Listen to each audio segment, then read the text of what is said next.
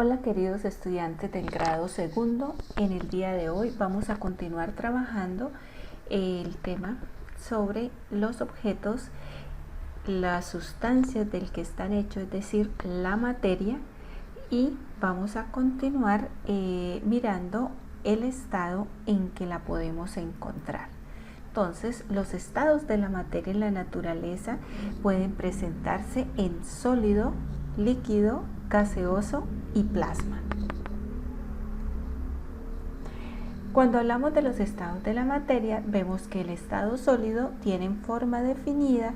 Para deformarlo se debe aplicar fuerza sobre ellos y ocupan un espacio definido. Entonces acá tenemos, por ejemplo, fruta, chocolate en estado sólido, es decir, está durito, fuerte. Los objetos que están en estado sólido no se deforman con facilidad.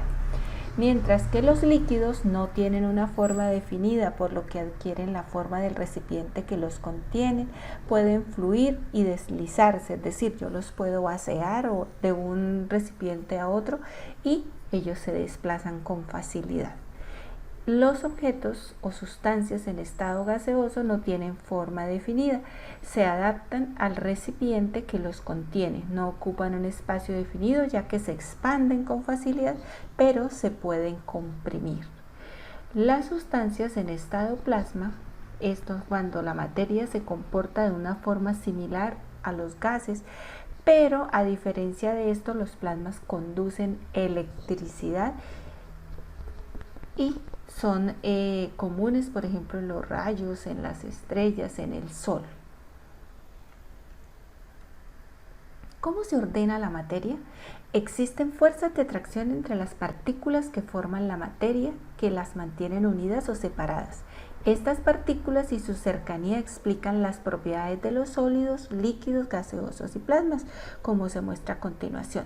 Los sólidos, como podemos apreciar acá en este dibujito, las partículas están muy unidas, fuertemente unidas, por lo que se mueven muy ligeramente y eso diríamos que casi ni se mueven. En los líquidos, las partículas están más separaditas y menos ordenadas, por lo que se pueden desplazar y tomar la forma del recipiente que los contiene.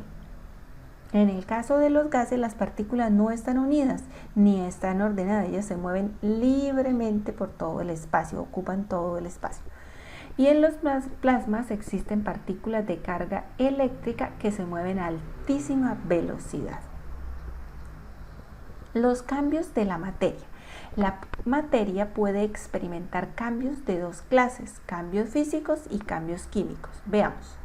Hablamos de cambios químicos de la materia cuando ocurre o sufre transformaciones internas y externas. La materia experimenta un cambio químico cuando sus componentes se transforman, es decir, cuando a partir de una sustancia se produce otra. Por ejemplo, al quemar la madera o el papel o al oxidarse la reja, estas sustancias cambian, se vuelve humo, se vuelve ceniza, se vuelve corrosión.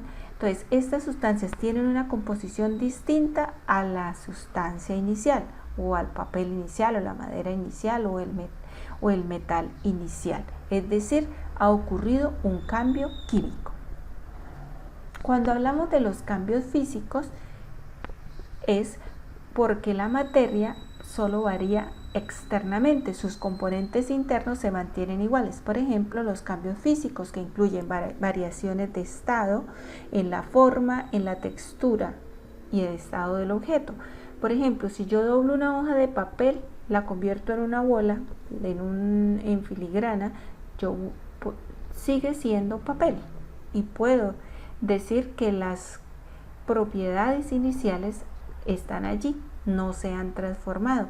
El hielo se derrite y sigue siendo agua, y si vuelve y lo lleva al congelador, vuelve y se solidifica y sigue siendo agua. Entonces, como siguen estando allí las sustancias iniciales, decimos que es un cambio físico. Los cambios físicos de la materia ocurren especialmente por el aumento o la disminución de la temperatura. Entonces, por ejemplo, si yo tengo un líquido y disminuimos la temperatura, lo convertimos en sólido, pero si por el contrario yo tengo un sólido y aumentamos la temperatura, lo volvemos líquido. Si yo tengo un líquido y aumento la temperatura, se me vuelve gas, se me vuelve vapor. Pero si tengo un gas y disminuye la temperatura, ocurre la licuefacción o la condensación.